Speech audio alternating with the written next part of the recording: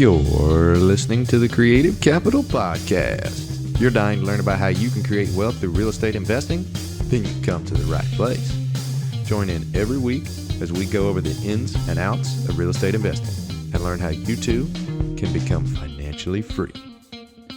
What's going on, everybody? This is Josh Ferrari, host of the Creative Capital Podcast. Today we've got Gino with us, none other from Jake and Gino. I was so stoked to find out that he was going to be coming out on the show with us because, first of all, this dude's amazing. This dude's done fantastic things. He's got 1,600 units, like 4, 5, 6 different companies. He runs a bank, property management company.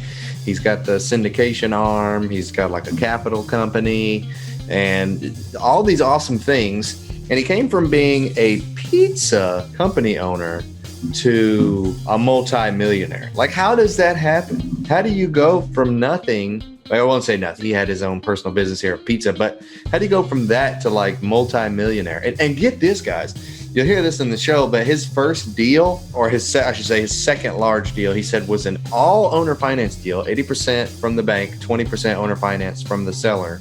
And he actually got a $100,000 check from the seller at closing. Title company was like, we've never seen anything like this before. And he said, I've never seen anything like this before. So it was a really cool story. We dive into that a little bit. And so he really goes in depth into what exactly it takes to be successful and how he found his epiphany. And he talks about the 7 steps to success. Make sure you guys listen to that. That's super powerful. But how he found his epiphany of, this is it. This is what I need to do.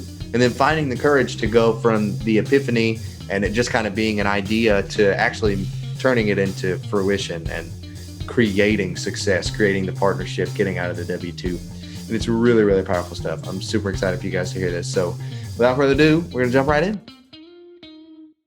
Hey, what's going on, Gino? It's good to have you out on the show. Joshua Ferrari. What a great last name. We're paisans, right, my friend? Didn't actually know. I mean, I feel like I should have known Gino Barbaro. I should have known you were Italian, but I didn't legitimately know until I did a little bit of research previous to hopping on this podcast. And so I was like, oh, look, a fellow Italian friend. And I'm like Italian, but I've never actually been to Italy. I'd love to go one day. But anyhow, this show is not about me. It's about you. So Gino, this is phenomenal to have you out on the show. I know personally what you and Jake have done throughout your kind of course of getting into real estate and helping educate people and crush it, do, tens of hundreds of millions of dollars in real estate.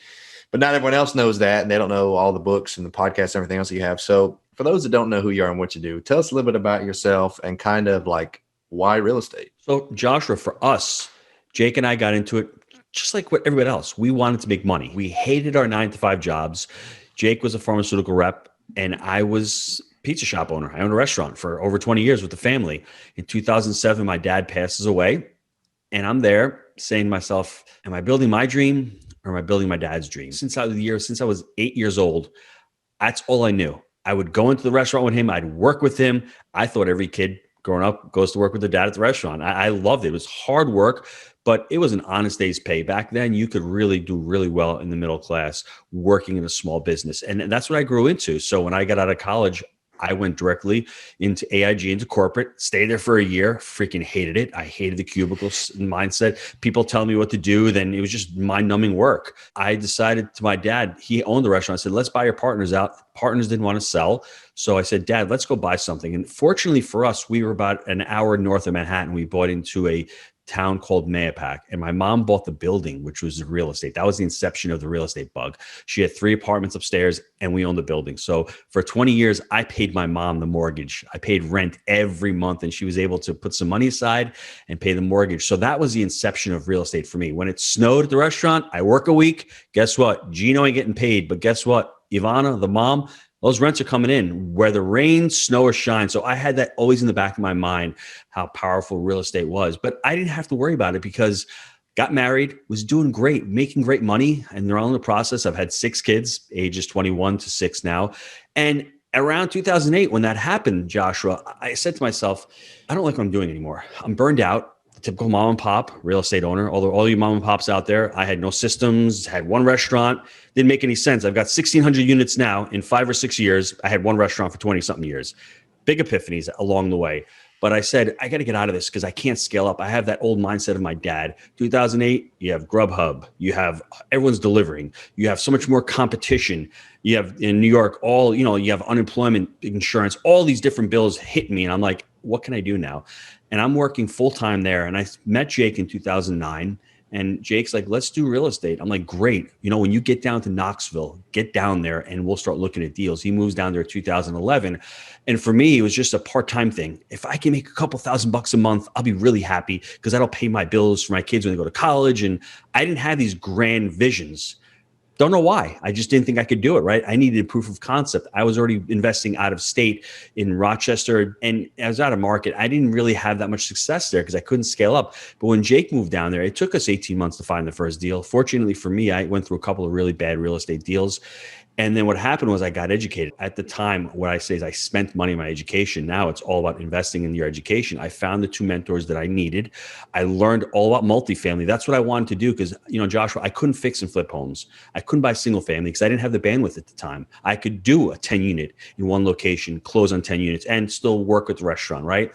But for Jake and I, 18 months, we bought our first 25 unit deal. Then 3 months later, we bought a 36 unit deal. And then after that, we scaled up to 136 units. So for the both of us, it was really, and I think everyone on the show can agree, it's all about time freedom. It's all about creating wealth for yourselves. It's all about creating cash flow and really taking control. And I think multifamily hits on those in so many different levels. Wow.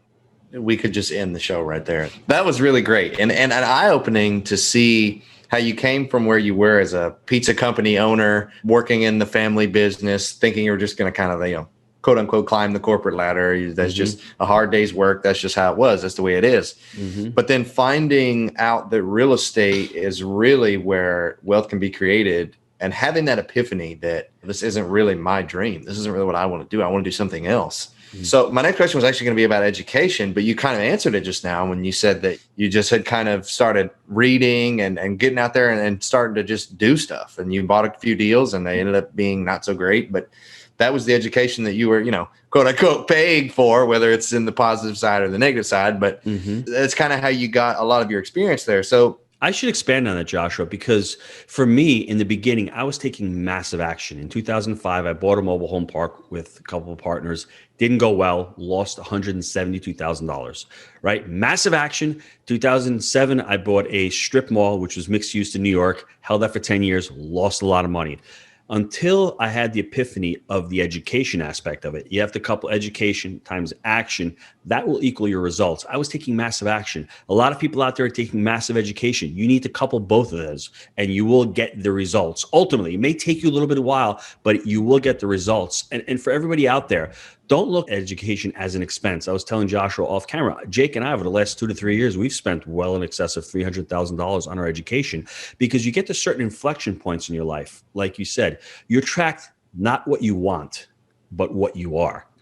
Now, when I was at the restaurant, I wasn't a good employer. I had no core values. I had no mission statement. I had no systems. I had no vision of what I wanted my restaurant to be. I just, showed up at work, did the day's job. I didn't hold my employees to account. Anybody out there ever say, hey, I can't find the good help? Well, guess what? I don't have that problem anymore because I've built a culture. I've built core values. And that's stuff that you don't learn. You're not born with anything. You're not born an amazing salesperson. You're not born an amazing networker. You're not born an amazing investor. These are all skills that you have to learn. And for Jake and I, we're at 600 units. It's like, holy crap, we got a company here. How are we going to scale up?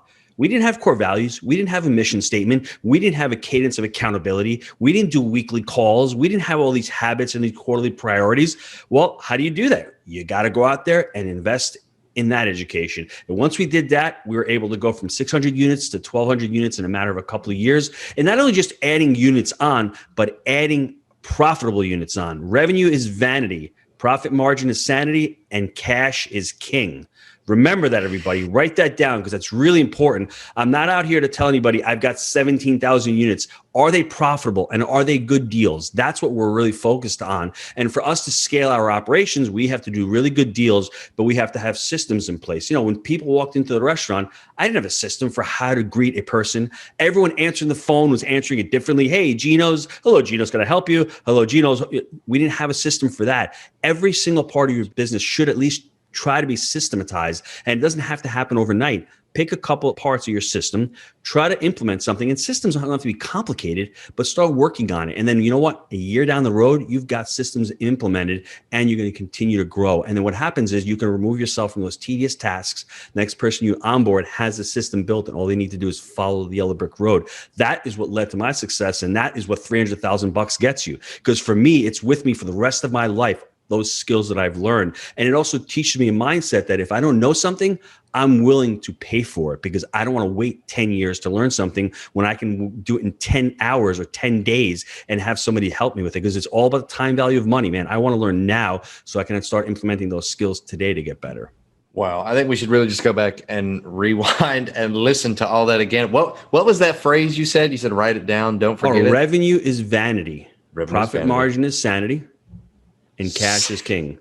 So think about it. We're all focused on how much money we make. It's not how much you make. It's how much you keep, really, right? If you've got 1,000 units, but you're only doing $10 profit per door, but I've got 500 units, but I'm doing $200 profit per door, there's less effort in managing 500 units, but you're making a lot more money. So really, it's based upon what you're trying to accomplish in your life. I like to coin the phrase ROE. It's return on effort. Right? Let's focus on the return on effort. If you're buying an asset in a great location, but it's not cash flowing as much, but you're going into a war zone and the numbers look really great. I've been there, done that, bought median incomes that aren't great. All of a sudden, there are a lot of work. There's a lot of turnover. There's a lot of rehab going on. And at the end of the day, it's still that tenant base where you can't reposition. So I'm not saying one's good or bad. Just weigh your return on effort. Which one makes more sense from an effort perspective too? That's so awesome. I have really been thinking about that actually this year because we've got a deal now that we're getting ready to close, and it'll put us anywhere between 80 to 90 units in the total portfolio. And so the goal for us this year at the beginning of the year was to reach 1,000 units. And I thought that was very audacious, but very achievable. And if we partner with the right people and made things happen. But then after having some conversations with some people and just hearing you kind of reiterate some of the things that I've heard, as far as like return on effort, you don't want to go buy units just for the sake of buying units. Yes. You want to buy unit, like I'd rather buy a 50 unit that makes way more money than a 300 unit because it's going to be way more work for the 300 unit, but you're not going to make as much money. So that brings me to my next point. That's an excellent point. I want everyone to really flush that out. Are you all the equity hounds that Jake and I are, or are you in the syndication space where you just want a little piece of the GP? There's nothing wrong with either strategy. You're going to become wealthy in both strategies. We just like to control the entire process. We like to buy them. We like to manage them. We're financing our own deals. We control that whole process. Now, there's negatives to that, just like everything else in life. There's trade-offs.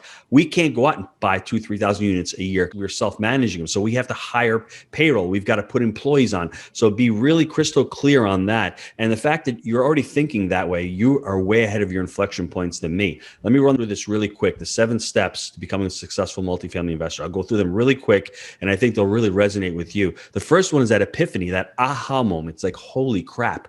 I need to do something. This is the light in the tunnel. And for anybody listening to it, maybe it's COVID.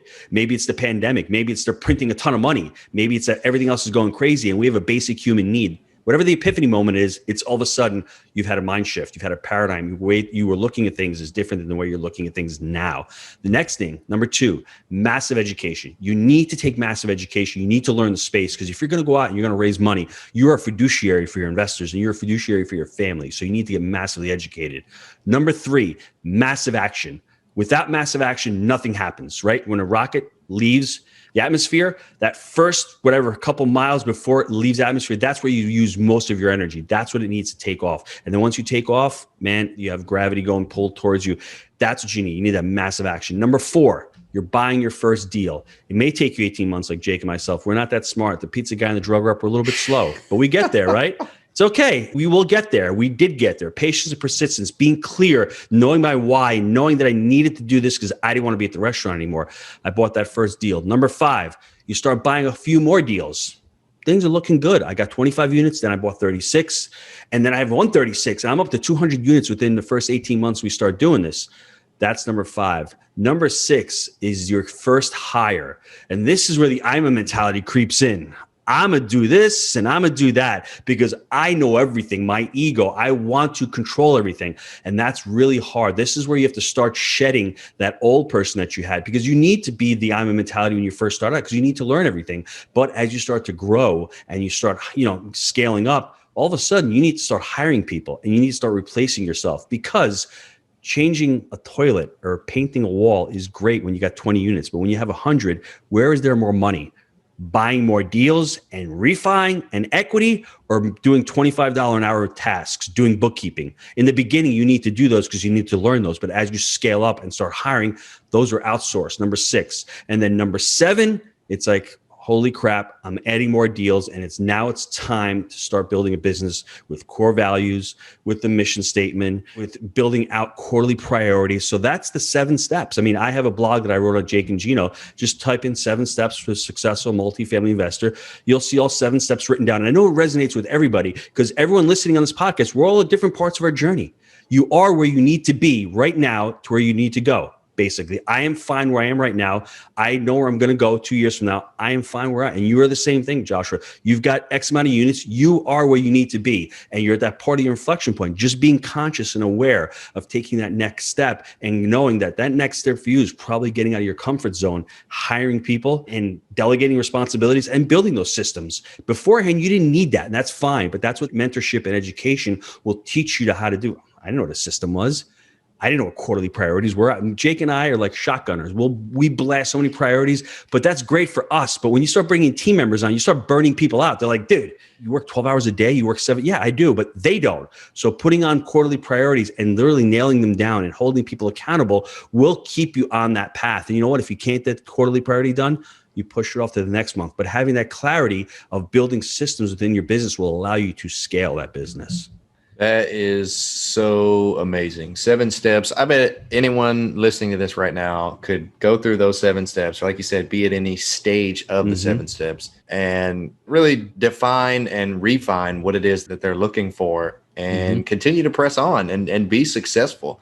But it takes the action and it takes knowing what you're actually going for. That's really powerful. Yes. So you mentioned the first step was the epiphany. Like just being like, oh my gosh, this is exactly what I need to be doing. So I wanted to ask, what was your epiphany like when you realized this real estate thing is working? I don't want to do this pizza thing anymore. I want to invest in real estate and get to XYZ. What was that like for you? The first story that pops into my mind, and I'll take you back to about 2015.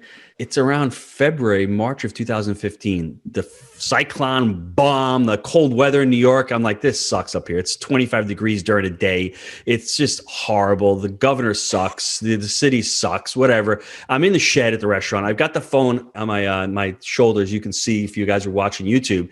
And I'm like, okay, Jake, we're negotiating on an $11 million owner finance deal. And in the process, I'm putting away the to-go tins. I've got the bags of flour. I'm straightening them out. I'm doing $11 an hour work, and I'm negotiating on an $11 million deal. And I'm saying to myself, what a chooch. What the hell are you doing, man? Like, and it clicked right then and there. I'm like, why am I doing this menial work? It's because I was comfortable. It's because it was just regular for me, and there's no risk in it. At that moment, I said, there's 2 things you can do. You can either crawl up in a fetal ball and quit this real estate thing, or you're going to close this deal and say goodbye to your freaking 24-hour, 7-day-a-week job that's really barely making you money. And at that point, I realized, hey, we can do this because we're negotiating on this. And the portfolio was about 250 units. So we were doing really well. But still, when you're so ingrained and you have those limiting beliefs and you've been doing something for over 20 years and it's ingrained in your DNA, everyone says, oh, it's easy. It's not easy because you have fear and fear holds you back. At that point, I got angry. And once you get angry, what happens? You really take action. I got really crystal clear, dialed in on my budget. I said, dude, we're going to close this deal. August of 2015, we closed a 281 unit, 100% owner finance deal. Down payment of 20% was owner finance, 80% the bank. Jake and I walked away with $100,000 at closing with another partner. Title company said they never saw it. I never saw that either. Happened 6 months later, out of the restaurant. But getting out of the restaurant took time because from August, I said to my brother in September of 2015, I said, Mark, I'm going to be taking off from the restaurant from Monday through Friday. I'm going to be working full-time in the real estate. And on Friday, Saturday, Sunday, I'm going to work at the restaurant. So for a 6-month period from October till March, I did that 7 days a week. Got up in the morning. I would homeschool the kids, do the real estate thing or go to the restaurant. And it was that for 7 days. In March of 2016, I cut the umbilical cord and I said, you know what? I'm done. April of 2016, I drive down to Florida for 2 months doing the real estate, with Jake. And I'm down here for 2 months. I'm like, I don't know if I want to move. I'm not sure. I'm scared. We come down here. We're like, this is freaking great. Beach, cost of living, no state income tax, weather. And March of 2017, came back down again, brought the kids because it's hard to move. In June of 17, made the full-time move. So you can see, everybody, there are inflection points. Don't rush yourself because you have to prove it to yourself. You're so ingrained in what you're doing. You have so many limiting beliefs. The life coaching that I went through back in 2015, that's another point of education where I worked on personal development. It's working on yourself. It's what, Stephen Covey talks about, the character ethic.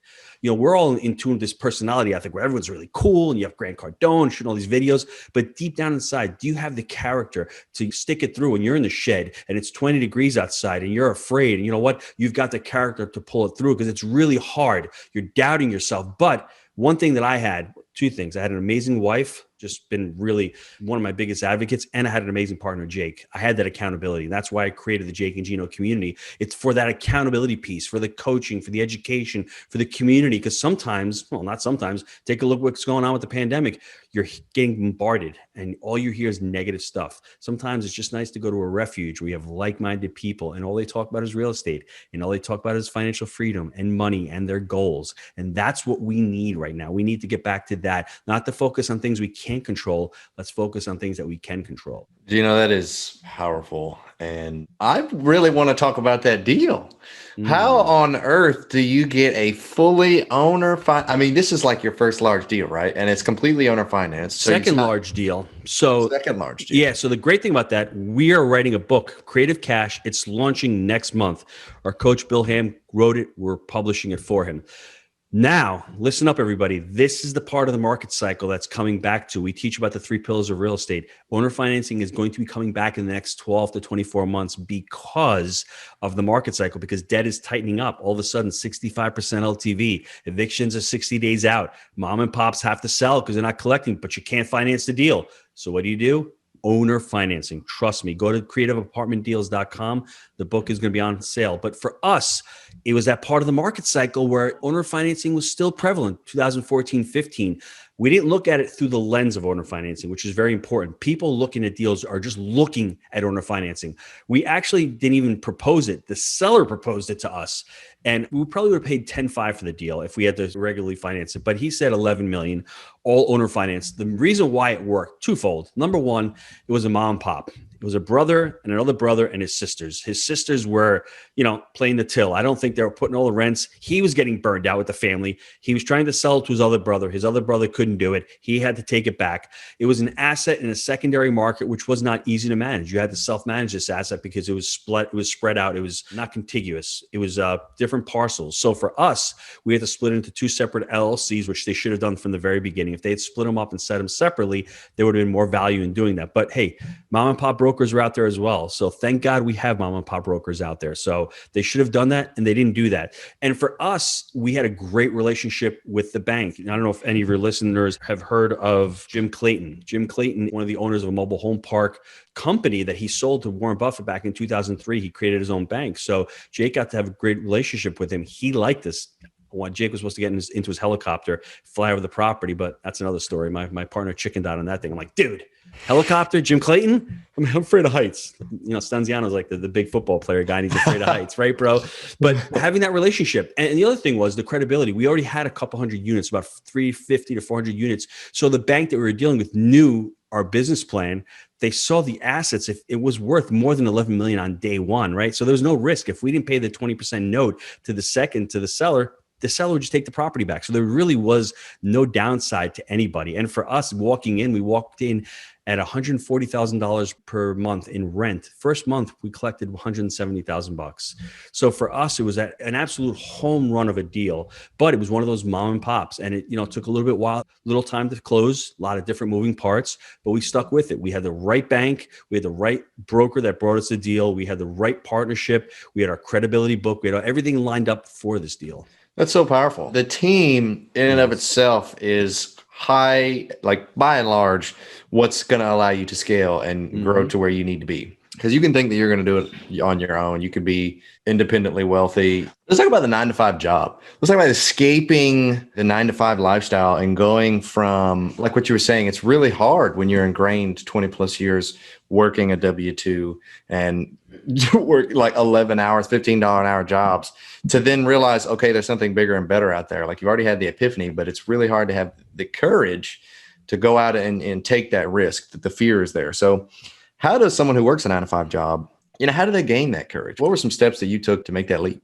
So for me, it was baby steps, just taking one day at a time. I read the book, T. Harv Eker, Secrets of the Millionaire Mind. And when I read that book, everyone I was blaming wasn't their fault. I ultimately became responsible. If you're a 9 to 5er, become responsible for what you're doing right now. There's nothing wrong with it.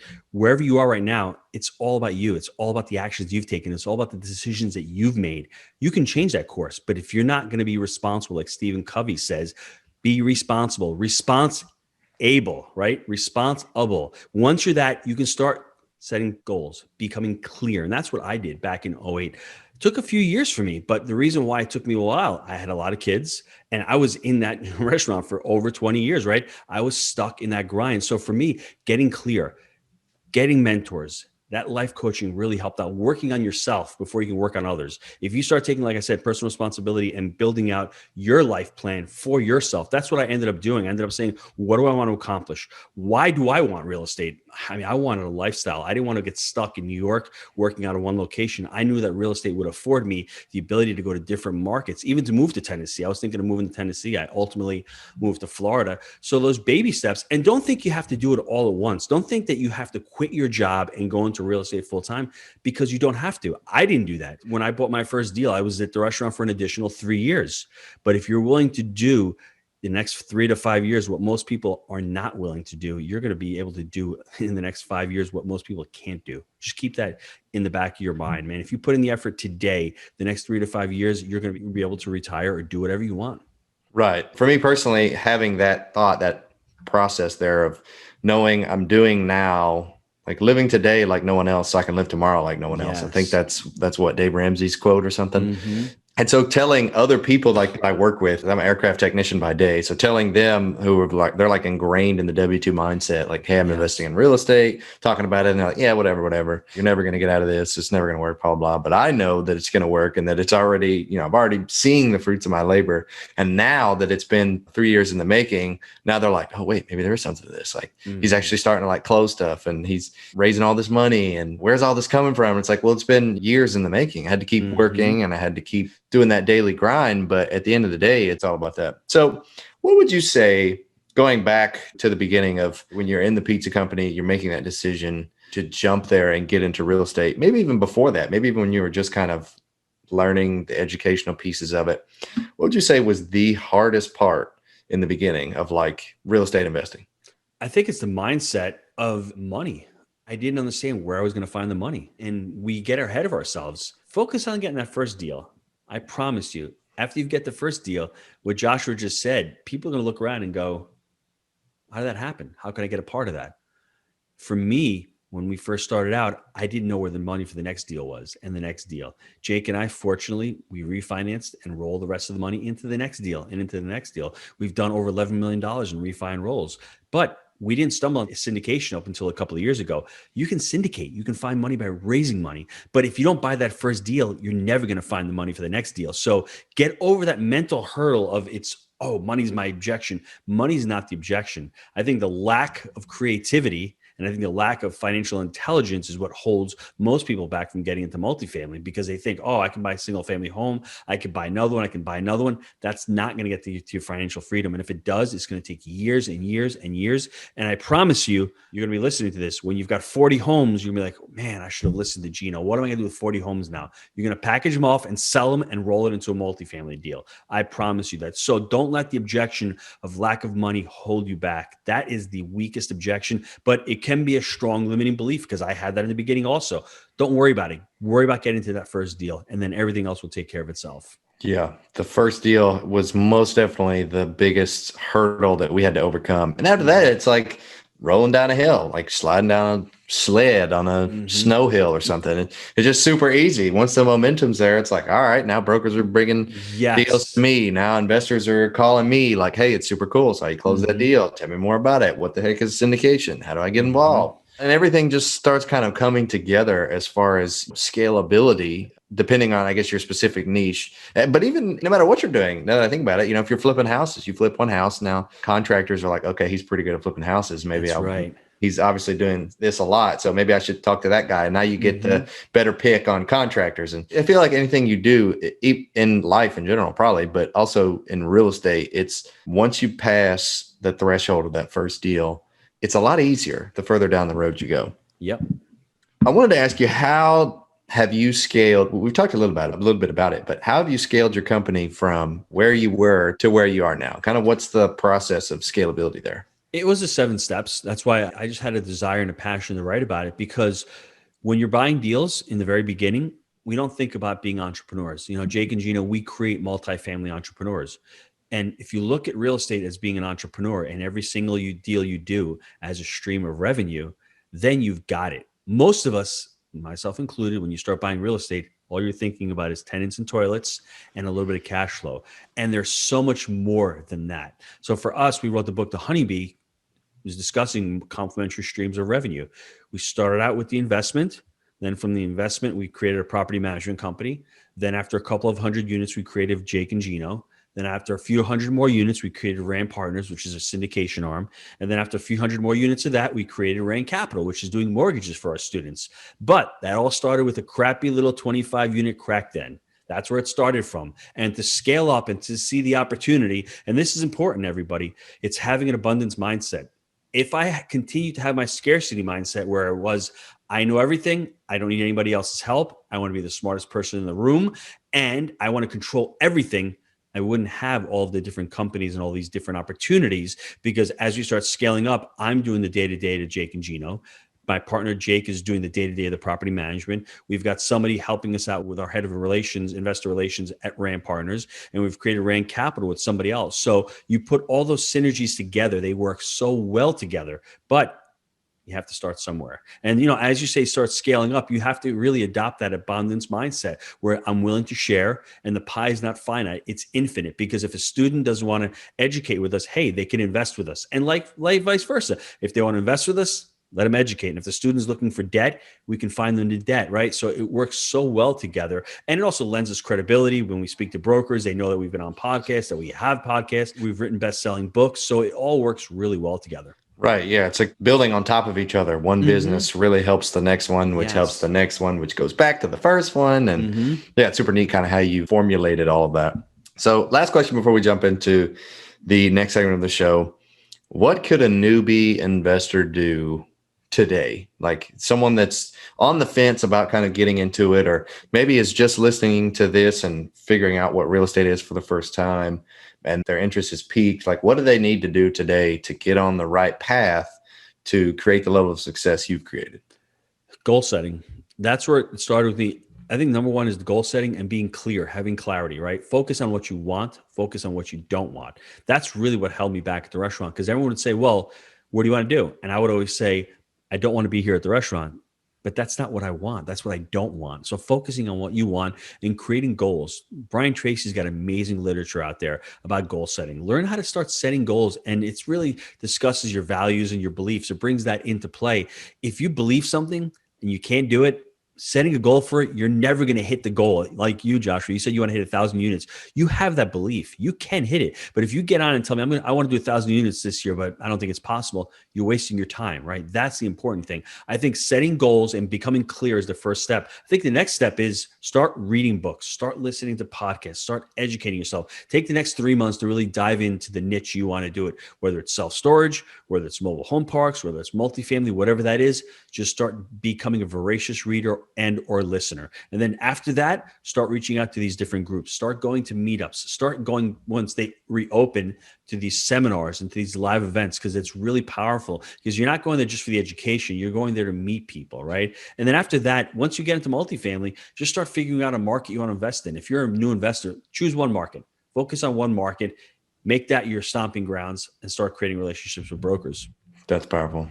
Everyone should just rewind really this whole episode, listen to it again, and then take action on what he just said right there at the end.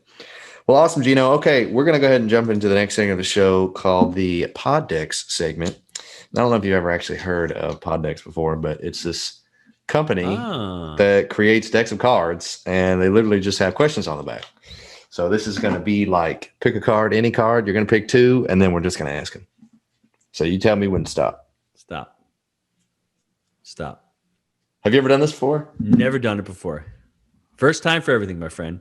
That is exciting. All righty. First question. What do you think will be your legacy? Having my children become great people, and I would love for them to continue working in the business. And I want my daughters to have a lot of kids, and I want them to be great moms and dads. That's what I want my legacy to be, that I taught my children to be stewards of their children. I love that. Love it. Okay. Next question. If you could make one thing, it's actually funny since you were a pizza owner. If you could make one thing taste like another, what would it be? Thing tastes like another. I guess liver tastes like lobster. That's interesting. Have you ever actually eaten liver before? No, not. I'm just not into awful meats. No tongue, no liver. Yeah. The tripe thing, the Italians, that's not my gig, my friend. Not for me. I haven't done any of that either. But who knows? Maybe I need to broaden my horizon. Nah. They're broad enough. You don't need that stuff. All right, man. Cool. Well, let's go ahead and jump into the final segment of the show called the Core Four, which is the same 4 questions we ask every guest. First question. What is your favorite real estate related book? Other than our book, Wheelbarrow Profits, I think the best book I think everyone should buy and have on their shelf is Ken McElroy's book, ABC's of Real Estate Investing, and he's got another one on property management. His books are phenomenal. He's got a great YouTube channel. I would buy his books. Yeah, your book, Ken's book. Those are one of the first few books I read when I was really getting into multifamily and trying to figure out. He dumbs it down. He really does. For a man who's superiorly intelligent and he's well-spoken, that book, anybody can pick up and read that book and understand that multifamily is where you need to be. Absolutely. Love it. All right. Second question. What do you think your unique skill is that helped you become successful? I don't think I have a unique skill. I just think I have the persistence and the determination that it's okay if I fail. It's all about, I always tell my team members, it's all about let's commit and let's figure it out. You're not going to get it right on the first go around, maybe not even the second go around. But if you're persistent about it and you have enough thought and clarity of why you're doing it, you're going to stick with it. You're going to continue to figure it out. I mean, we've written our first book, did well. The second book did even better. This third book, we're going to do even better. And it's just a process of learning from whatever mistakes you made, pivoting, course correcting, and then continuing on the journey.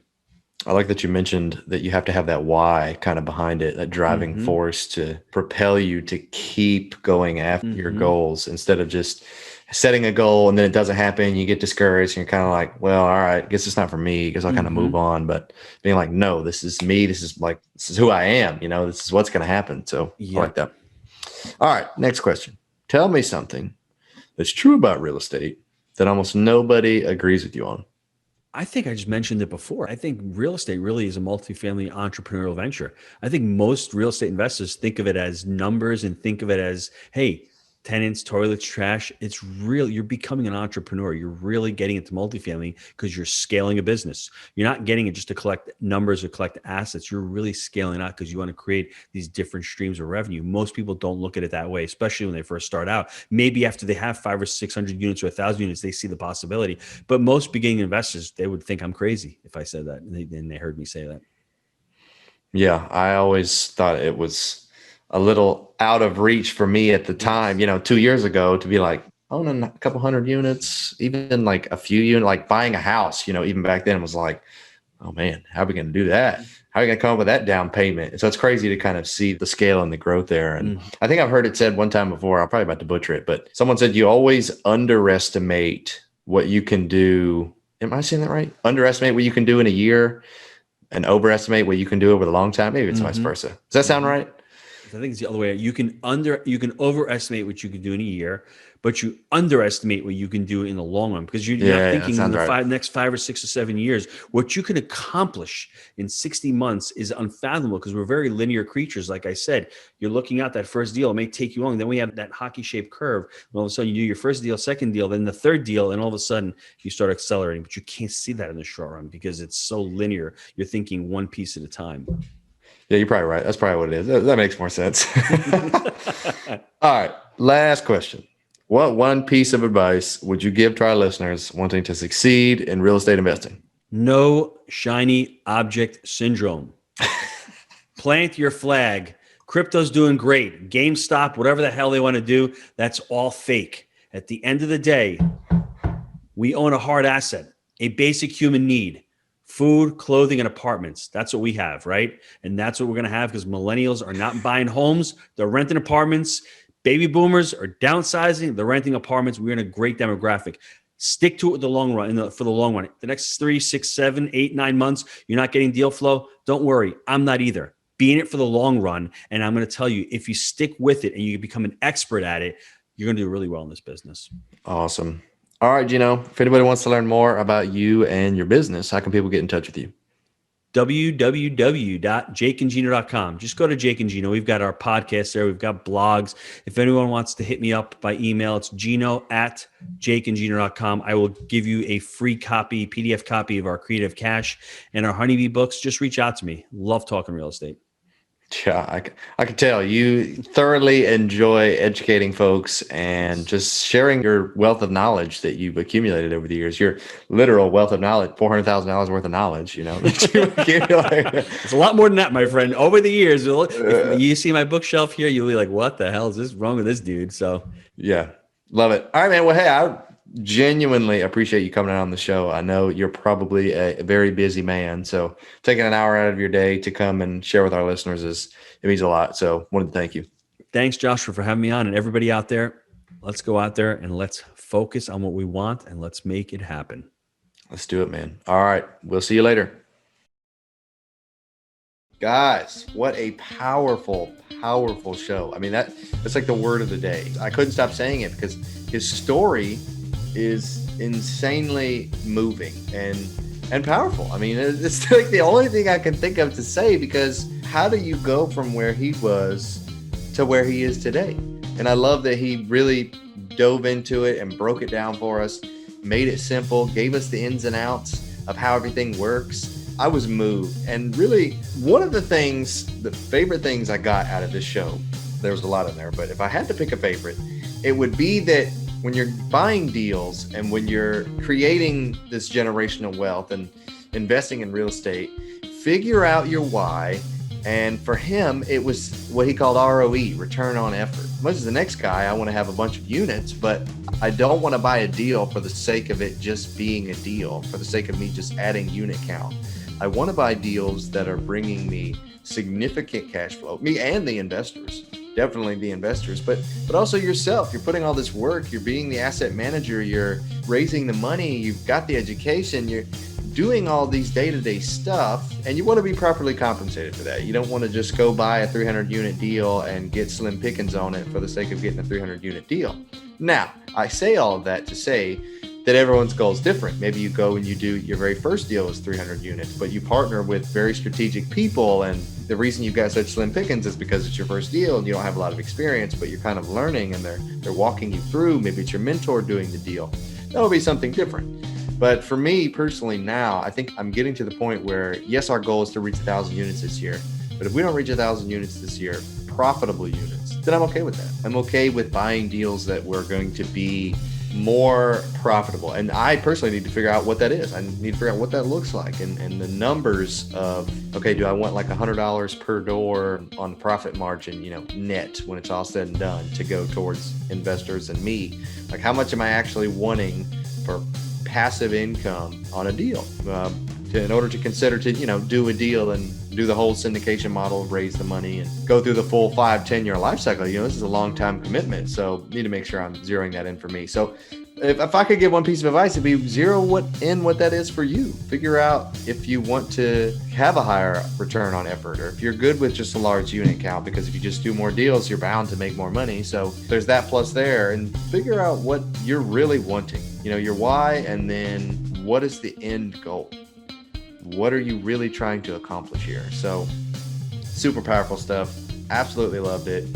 And I'm so glad that I just want to thank Gino again for him coming out on the show and sharing it with us. I'm so stoked that he was able to come out and share that information. So guys, that's all I got now. And so this is Josh Ferrari signing off.